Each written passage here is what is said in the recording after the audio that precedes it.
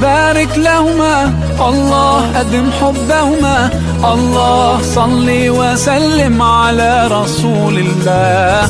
الله تب علينا، الله ارضى عنا، الله اهد خطانا على سنة نبينا. Let's raise our hands and make dua like the Prophet taught us, and with one voice let's all say, say, say بارك الله لكما وبارك عليكما وجمع بين